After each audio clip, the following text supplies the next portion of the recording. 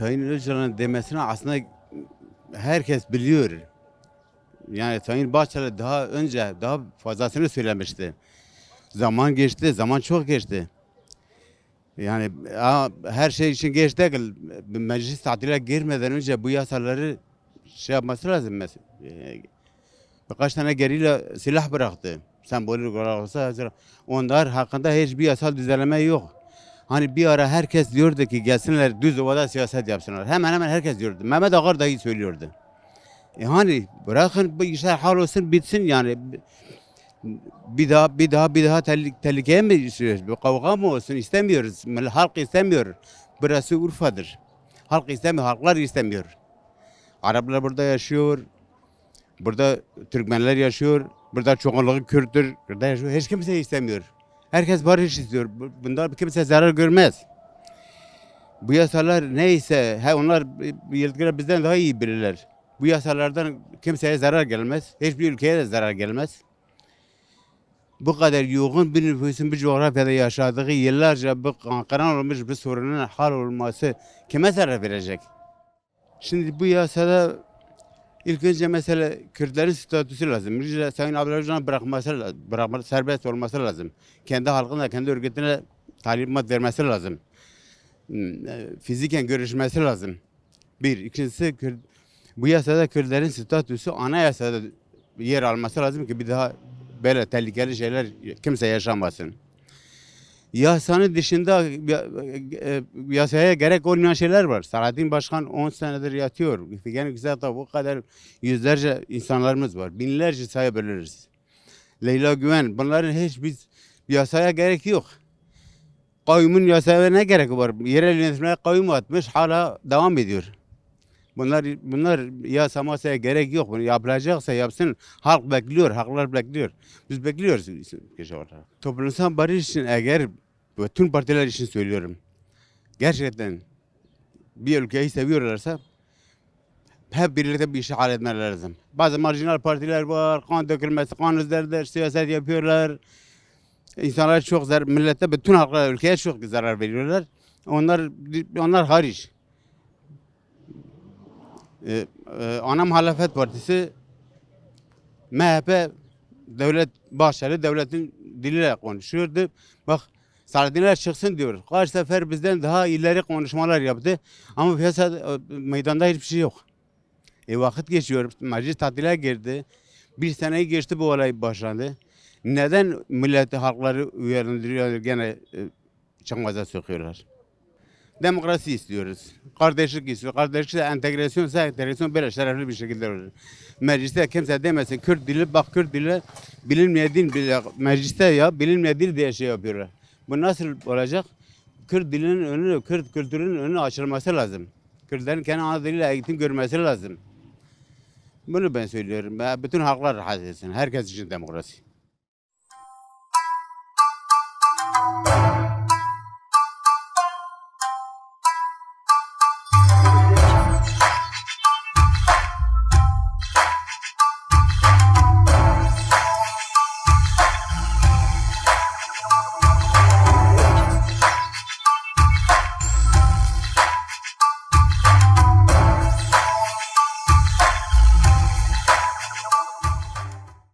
Yasal adımın atılması önemlidir. Çünkü yasal adımlar atılmadığı süreçte yürümez.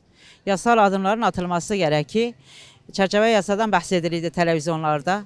Çerçeve yasanın hani içinin doldurulması gerekir. Yani hani devletin sadece dedikleri değil, iki tarafında. Mesela barış olacaksa iki tarafın da dediği olması gerekir ki o barış gerçekleşsin. Yasal düzenlemenin yapılması gerekir ki gerçek olsun. Hani herkes, mesela bütün halk, herkes ister. Mesela Türkler de, Kürtler de hani savaş bitsin ister, barış olsun ister. Mesela hani zindanlarda bir sürü insanlar var. Mesela binlerce insanlar var. Hani siyasi olarak zindanlarda bulunan insanlar var. Yani bu yasal çerçevenin, yasal sürecin, maddelerin çıkması gerekir ki herkesi kapsatsın diye. Sayın Abdullah Öcalan da kapsatsın, bütün zindandaki bütün yani siyasi olarak tutuklanan bütün siyasileri kapsaması için o yasal çerçeve şarttır, yani çıkması gerekiyor. Yasal şeylerin mesela siyasi olarak yasal gereken maddelerin çıksın ki insanlar ölmesinler. Yani hani ne Kürt evlatları ölsün ne Türk evlatları ölsün. Hani kimsenin ciğeri yanmasın. Yani bir evlat kolay yetişmiyor. İnsan herkesin evladı. Nasıl Türkler evlatlarını hani bizim evladımız değilse biz Kürtler için de öyledir. Biz evlatlarımızı kolay büyütmedik. Kolay bir şekilde bir yere gelmedi. Sen evladı gözünden sakınırsan değil mi? Tırnağı taşa değsin istemezsen. Ama mesela hani mecbur kalıyorlar. Mesela dağlara çıkmak zorunda kalıyorlar.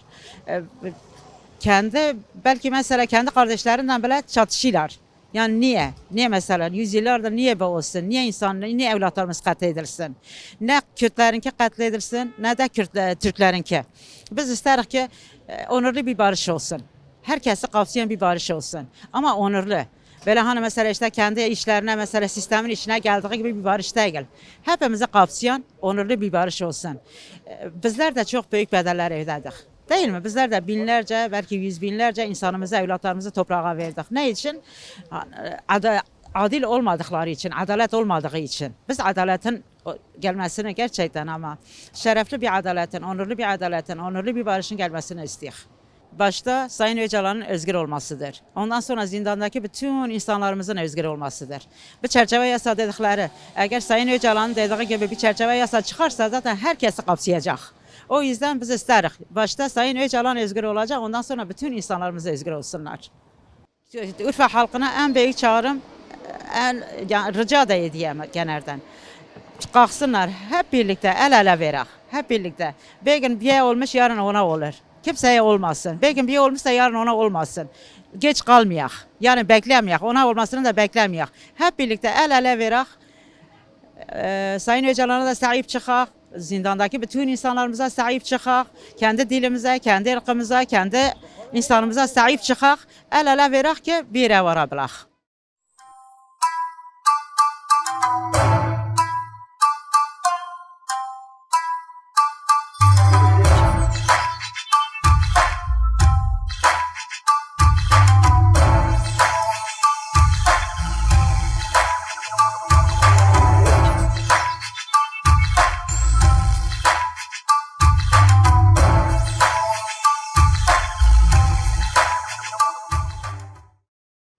Sayın Öcalan'la Kürt halk toplumu artık endekselmiş yani. Bir olmuş yani. Kürt halkı hiçbir zaman öndersiz, kendi önderlerin içeride kalmasını bu hazım edemez yani. Hazım etmez de yani. Bundan dolayı gerçekten bu son süreçte barış süreci başlatılmış ama bugüne kadar Kürt halk özellikle bunu görmemektedir. Bundan dolayı çok rahatsızlıkla duyuyorlar. Gerçekten eğer bugün halk önderlerinin olmasını isteniyorsa bu en azından halkın içerisinde demokratik toplum çerçevesinde siyasetin yapılması zarureti kendisini dağıtıyor yani. Bundan dolayı hiç kimse yani Öcalan toplumla dışındadır. Bunu varsaymasın yani. Kesinlikle toplumla bütünleşmiş, toplum sürekli önderlerin yanında mücadele verilmesi isteniyor ve bu temel Kürt halkı bu duygu ve düşünceler içerisinde hep kendileri önderlik içine hatta geçmiş tarihlerde bunu herkesin göz önünde kendini cayır cayır yakanlar olmuştur. Bir önderi için kendisini rahatlıkla yakabilen bir şahıs bir bütüne kendisini yok etmeye çalışıyor. Demek ki önderliksiz hiçbir zaman olmaz yani. Önderlikle bir ara gelmesi ve önderlikle isteniyorsa Türkiye Büyük Millet Meclisi'nde eğer demokratik mücadelesinin bu şekilde zarureti kendisini dağıtıyor. Bundan dolayı Öcalan diyoruz, Sayın Öcalan gerçekten biz Kürdistan olsun, Türkiye düzleminde olsun bugün birçok insanlar gerçekten önderliksiz hiçbir zaman mücadelenin yürütülmeyeceğini bunu artık farkına varmışlardır. Sayın Öcalan'ın en azı da yani gerçekten isteniyorsa eğer Kürt halkının içerisinde yer edilmesi isteniyorsa en az da fiziki özgürlüğün sağlaması zarureti kesin dağıtıyor da yani. Bu olmadan başka deyimlerle, başka söylemlerle Bunu artık kimse bunu pek inandırıcı yanı da olmuyor. İnandırıcı yanı olması için de en az da gerçekten bir an evvel hatta ve hatta diyebilirim yani zamanı da geçmiş yani. Bir an evvel hemen Sayın Öcalan'ı değil yani yalnız içeride tüm siyasi tutsakların ve Selahattin Demirtaş'ın da bırakılması zarureti kendisini dayatıyor yani. Bu olmadan Kürt halk mücadelesinin içerisinde Abdullah Öcalan'sız hiçbir zaman mücadele yürütülmeyeceği herkes bu dünya bunu bilsin yani. Kürtler olarak Kürt diyoruz ama hiçbir şeyimiz yoktur. Dilimiz en azından bunu yasallaşması lazım. Herkes mesela diyelim okul keza öyle yani. Okulların açılması zarureti vardır yani. Bunlar olmadan hiçbir zaman söylemlerle, bu tavırlarla, bu deyimlerle bunlar hiçbir yere varılmaz yani. Bunu en azından somutlaştırması için de bunları yasallaşması eğer gerektiriyorsa özellikle Kürt okulların açılması lazım. Dillerin herkes kendi dilinden kendisini ifade etmesi lazım. Bunlar ifade edilmediği zaman hiçbir zaman Kürt halkı denilemez yani. Kürt halkı neyle var olur?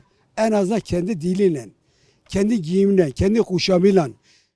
Kürt halkı gerçekten varlığı diyebilirim Çanakkale Savaşı'nda var olmuşlar.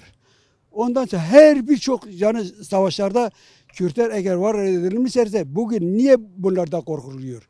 Kürtlerde hiçbir zaman kimse korkmasın. Kürtler mücadelenin başlamasından bugüne kadar gerçekten insanların kardeşçe bir arada yaşaması isteniyordu yani. Bugün olabilir stratejiden bir değişiklik olabilir ama bu demek değil yani. Mücadelenin ana teması budur yani. Hiçbir zaman kimse özellikle Türkiye Büyük Millet Meclisi olsun ne dışarıdakiler olsun hiç kimse Kürt halkının varlığından korkmasınlar. Kürt halkının varlığı onların bir zaman daha onların mesela diyelim sağlamlaştırma yönünde bir şeydir. Bir varlıklarıdır yani. Kürt halkı yani gerçekten onlar için korkulacak bir yanı olmaması lazım. Kürt halkı bugün kendi dillerine konuşulmuyor. Kendi dillerine kendisini ifade edemiyor. Bunlar olmadığı müddetçe gerçekten böyle yalnız böyle olmuş, şöyle olmuş tavırla dile getirmesi bence bunlar duygu yani doğru bir şey değil.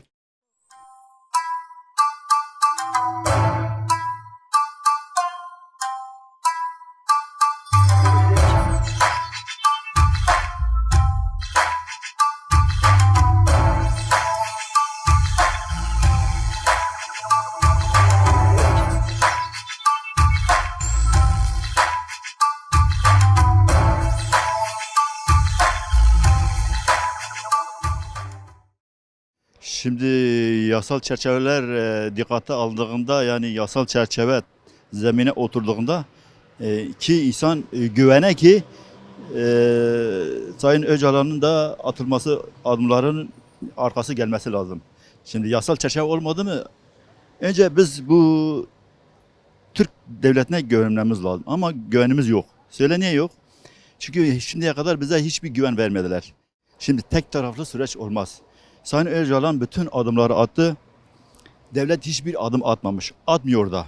Vatanaç yapıyor. Şimdi 2 yıldır, yaklaşık 2 yıldır süreç başlamış. Bir adımını görmedik. Binlerce siyasi tutuklumuz zindanlarda. Diyor ki Sayın Öcalan'a heyet gitti geldi. Şeffaf olması lazım. Şimdi heyet gitti geldi bize tam şeffaf bilgi ne konuştunuz? Ne verdiniz ne aldınız? Devlet diyor ki bizim hassasiyetimiz var. Kürtlerin de hassasiyeti var. Kürtler hassasiyetsiz midir? Yani Kürtlerin hassasiyeti daha önemlidir. Devlet diyor ki benim hassasiyetim var işte vatandaşım Türk devleti yani Türkler bu konuda çok böyle rahatsız oluyor. Efendim ben Kürdistanlıyım. Burası Kürdistan'dır. Halk yani burada halk artık bir şey beklemek lazım. Yani bekliyor yani. Ama süreçte böyle bir şey olmadığı zaman kandırmacı olduğu zaman şimdi halkın güveni şimdi hiç yok. DEM Parti'ye bile azalmış ama DEM Parti toparlanmaya çalışıyor. İlk baştaki bu zindanlarımız, siyasi zindanlarımız boşalsın. O zaman der ki valla süreç tamam, aferin, helal olsun. Ama öyle bir şey görünmüyor ki, ufukta görünmüyor. Yok bekle diyor. Neyi bekleyeyim ben? Şimdiye kadar 10 senedir adamlarımız içeride. Değil mi? Yani atılması ilk adım zindanlar boşaltıl ki eski şeye dönelim, parlamenter sisteme geri dönelim ki biz de siyaset yapalım. Ama yasal adımlar yok, hiçbir şey yok. Dağdaki gerilla şeyine bir yasal adım, yani yasal çerçeve anayasada oturtması lazım ki bizim arkadaşlar, yoldaşlarımız ki gerillalarımız gelsin, rahatça bir siyaset yapsınlar.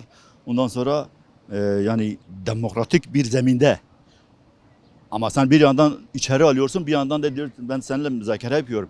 Demokratik zeminde siyaset yapalım, tamam. Ama benim bir şey vermesi lazım ilk başta. Diyelim ki özgürce ana dilimi, kültürümü, her şeyimi ben kardeşçe diyor, kardeşiz ya, onlar diyor kardeş ama kardeş değil ki. Kardeşçe şey ettiği zaman o zaman tamam beraber yaşayalım. Bir olalım, pür olalım ki bu sistemin şeyi ortadan kaldıralım yani bu rejimi.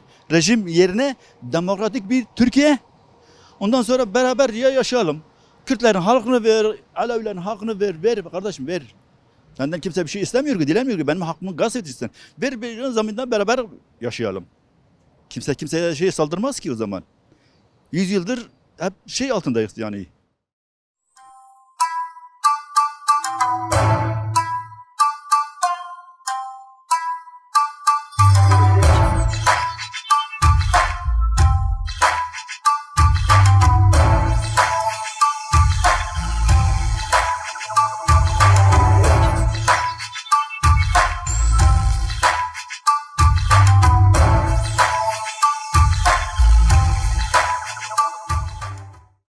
Bizim taleplerimiz bu yasanın hemen çıkması, acilen. Sayın Abdullah Öcalan'ın bu barış sürecini başlatması, Sayın Bahçeli'nin de cevap vermesi çok güzel bir duygu, çok güzel bir şey ama bütün halkların, Kürtlerin, Türklerin, Çerkezlerin, Lazların hepsinin annelerinin ayağa kalkması, biz artık barış istiyoruz demelerini istiyoruz. Kürt anneleriyle el ele vermelerini istiyoruz. Ama fiziki Sayın Abdullah Öcalan çıkmasa bu barış da sonuç vermez. Çıkarsa ancak sonuç verir. Bütün bizim annelerin isteği bu yasal çerçevenin hemen çıkması, bütün siyasi tutsakların hemen hapisten çıkması, Avrupa'daki insanlarımızın eve dönmeleri ve yani artık annelerin ciğerleri yanmasın. Ne bir Kürt annen, ne bir Türk annen, ne bir Laz annenin, hiçbir kimsenin ciğeri yanmasın. Askerlerin, polislerin. Yani bu iki senedir bu barış süreci başlamıştır. 2 sene içinde hiçbir cenaze bir eve gelmemiştir. Bu çok güzel bir duygudur, çok güzel bir şeydir. Ben buradan Urfa halkına sesleniyorum. Urfa halkının bu sürece destek vermesini istiyorum. Herkesin, bak şimdi ben Türkçe konuşuyorum. Ben bir Kürt anneyim. Biz ne Türk diline karşıyız, ne Arap diline karşı, ne Fars diline karşıyız. Ama Kürt dilinin de artık yasaklanmaması, annelerin, çocukların, herkesin kendi diliyle konuşmasını istiyoruz.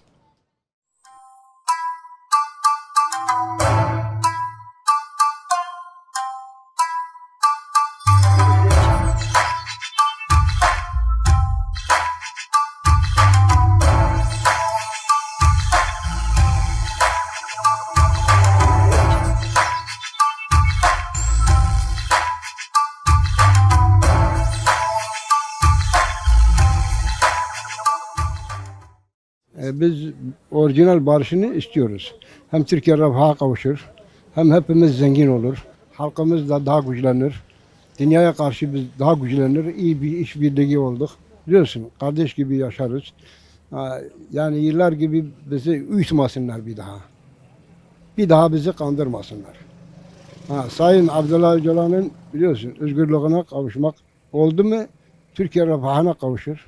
Herkes mutlu olur. Şimdi yasalar bütün halkı faydalansın.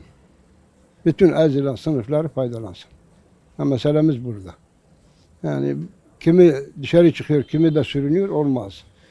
Türkiye o zaman refaha da kavuşamaz. Biliyorsun gene tekrar savaş başlar. Gene bu halk ölür. Yani herkes bizimdir. Biliyorsun madem biz bu ülkede yaşıyor herkes faydalansın. Sayın Öcalan eğer bir seneden belli gündeme getirdiyse Bugün bakın bir seneyi geçti. Hiçbir cenazenin gelmemesi, bu adımların atılması herhangi Türkiye tarafından olsun, Öcalan tarafından olsun çok önemli bir şey. Yani bizi memnun edecek, İnşallah daha güzel adımlar atılsın. İnşallah önümüzdeki günler daha güzel günler bizi beklesin. Her iki taraftan da. Şuradan da buradan da. Yani biz süreç başladığından bu yana takip eden insanlarız. Takip ettiğimiz kadarıyla çok güzel şeyler de olmaya başladı. Ama tabii daha eskilerimiz de çok. İnşallah daha güzel günler görürüz. Çerçeve yasadan bahsediyorlar. Çerçeve yasanın olması, meclisten geçmesi çok iyi olur. Yani buna kimse tepki göstermemesi lazım. Buna daha güzel şeylerle bakmaları lazım. Ki Türkiye güzel günler görsün. Hepimizin açısından. İnşallah güzel günler görürüz. Sayın Öcalan dediği gibi yani yasaların gelmesi lazım. Bu önümüzdeki ana dilde eğitimdir, demin işte dağdakilerin geri dönmesidir. Bunlar çok önemli. Evet. Biz barıştan yanayıq. İnşallah barış olur, sağlanır. Yani her iki taraf için de iyi olur. Biz barıştan yanayız. İnşallah umduğumuz gibi olur, barış olur. Halk olarak da herkes barış istiyor. Herkes kardeşlik istiyor. Herkes eşitlik istiyor. Ama ne yazık ki iktidar bunu yapmıyor. İktidarın hesaba gelmediği için bu şekil devam ediyor. Belki biz barışı görmeyiz ama torunlarımız inşallah görür. İktidar hangi adımı atmadı? Söz verdiği gibi tamam mı? Siyasi tutukları bırakmadı. Abdullah Öcalan'ı bırakmadı. Bu şekil söz verildi. Hiçbirisi yapılmadı. Verilmediği sürece herkes bu şekil barışa inanmıyor. Bu şekilde düşünüyorum ben. Tabii inanılması için genel bir affın gelmesi, Abdullah Öcalan'ın cezaevinde çıkması, tamam mı? Bu şekil olursa Türkiye'de zaten barış da olur, kardeşlik de olur. Hiç kimse tamam mı? Mağdur da olmaz, perişan da olmaz. Şu an Türkiye'de ekonomi sıfır. Herkes bir döner alamıyor ya. Bugün soğan kilosu 74 lira olmuş. Bu savaştan yana, barıştan yana hep Türkiye bu hale girmiş. Bu şekilde düşünüyorum.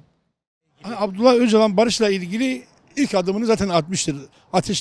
Silahların ateşe verilmesi, PKK'nın feshedilmesi bu bir adımdı. Ve ne yazık ki iktidar tamam mı? Hiçbir adım atmadı. Hiçbir sözünde durmadı. Benim düşüncem bu şekildir. Belki bunu söylediğim için belki ceza da yiyebilirim. Sana bunu söyleyeyim. Eğer ki onlar da bir adım atmış olsaydı şu an Türkiye'de barış zaten sağlanmıştı. Bütün siyasi partilere sesleniyorum. İnsanlarla kesinlikle oynamasınlar. Bir an önce barışa gitmesini istiyoruz. Bir an önce Türkiye'de kardeşlik, tamam mı? Huzur getirilmesini istiyorum ben.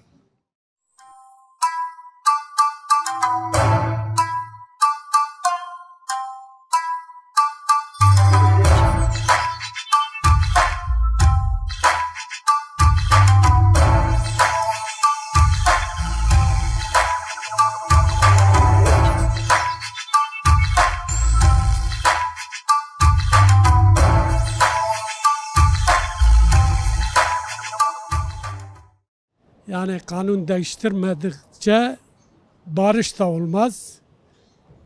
Çok yani arkadaşlarımız biliyorsun yani 30 senedir hapishaneden, zindanlardan çürülmüş. Yani çok biz bedel vermiş. Biz barış istiyoruz. Benim bildiğim bu kadar, istediğim budur yani. Kanun çıktığı zaman kanunun maddeyi değiştirir, af çıkarır, ondan sonra arkadaşları bırakır. Yani kanunun değiştirmeyene kadar yani lafına ben inanmıyorum, bir şey hiç inanmıyorum. Yani benim bildiğim budur yani. Barış oldukça Türkiye büyük olur, herkes özgür olur, herkes rahat gezer, çalışır, herkes kendi işine bakabilir yani. Yani bu PKK silahı yaktığı zaman yani biz barışı istiyoruz. O yönde yani silahı bırakıyor. Yani benim bildiğimdir ha.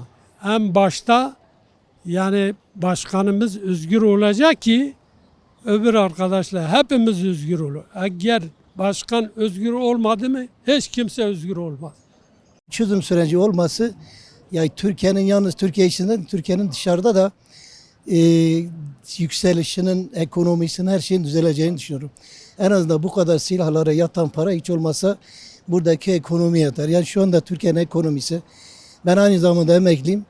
Şu anda yani emekliler dilenci pozisyonda. O duruma düşmüş haldeyiz. Yani inşallah gerçekleşir. Böyle bir düzen olursa en azından biraz ekonomiye yansır. Bir turizm canlanır. Bak şu anda yurt dışında ben 86 yılında başladım. Otel ismi vermiyorum. Yakında bir oteldeydim. Türkiye'de sadece yabancıların 2000 yılına kadar sadece yabancılar Türkiye'ye gelirdi.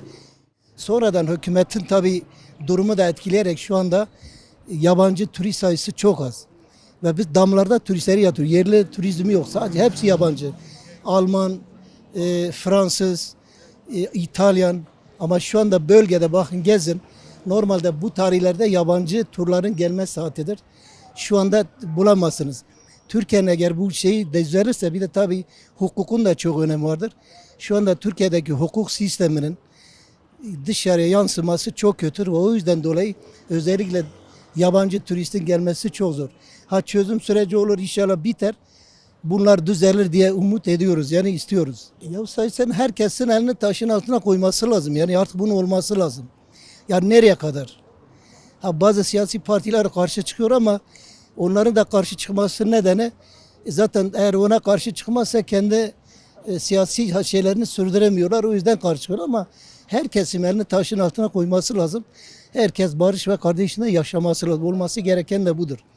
Bakın bugün Avrupa'da bazı ülkelerde isim vermiyor ama cezaevlerinde tutuklu yok diye cezaevlerini kapatıyorlar. Biz ne yapıyoruz? Biz cezaevlerini çoğaltıyoruz. Ve şu anda cezaevlerinde yer yok. Adalet, hukuk yok yani bu çok kötü. Ama bu barış süreci olursa, şey olursa bu hak, hukuk, adalet de düzelirse belki Türkiye biraz düzelmeye çalışır. Dışa karşı da biraz güvenliği şeyi artar yani. Ekonomik durum çok kötü. Zengini çok zengin, fakiri çok fakir. Emekliler dediğim gibi dilenci pozisyonda hak, hukuk, adalet yani sıfıra düşmüş kadar kötü durumda yani bunların düzelmesi lazım.